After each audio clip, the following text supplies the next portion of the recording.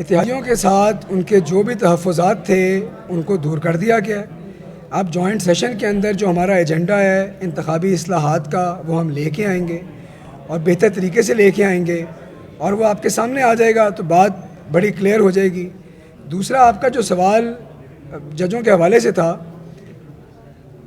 آج کا جو موقع جس پہ ہم اکٹھے ہوئے یہ تو فضائی آلودگی کے بارے میں تھا، لیکن میرے خیال میں یہ جو سیاسی آلودگی ہے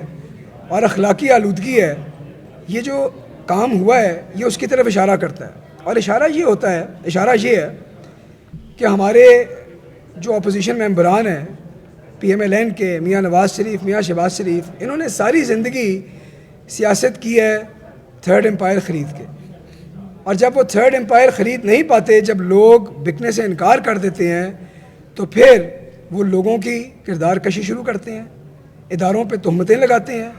اداروں کی عزت کو مٹی میں ملانے کی کوشش کرتے ہیں، اور یہ جو کوشش ہے ناکام کوشش یہ سب کے سامنے ہے۔ اور میرا تو سوال ہے کہ اگر آپ ایک جج آ کر 3 سال کے بعد یہ کہتا ہے کہ جی 3 سال پہلے چائے کے کپ پہ یہ بات ہوئی، تو سب سے پہلے تو اس کے اوپر مس کنڈکٹ لگنا چاہیے کہ تم 3 سال کیوں چپ رہے، اور تم نے اس سیاسی موقع کے اوپر آ کر ایک سیاسی جماعت کو فائدہ پہنچانے کے لیے ایسی حرکت کی اور ملک کی عدلیہ کا جو وقار ہے اس کو پامال کیا۔ یہ تو سوال سب سے پہلے اس کو ہونا چاہیے۔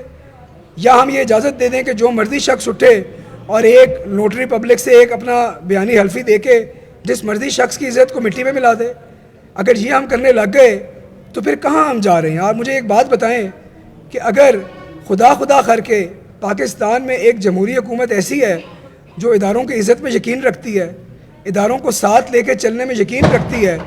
تو ہم کیوں بار بار اپوزیشن کو بھی یہ موقع دیتے ہیں اور ایسے سوال پوچھتے ہیں جس میں اداروں کی لڑائی ہو؟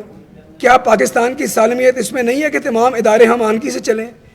کیا جمہوریت کی بقا اس میں نہیں ہے کہ تمام ادارے ہم آہنگی سے ایک دوسرے کی بات سن کے چلیں؟ تو میں سمجھتا ہوں یہ بڑی خوش آئند بات ہے کہ آج پاکستان میں ایک ایسی حکومت ہے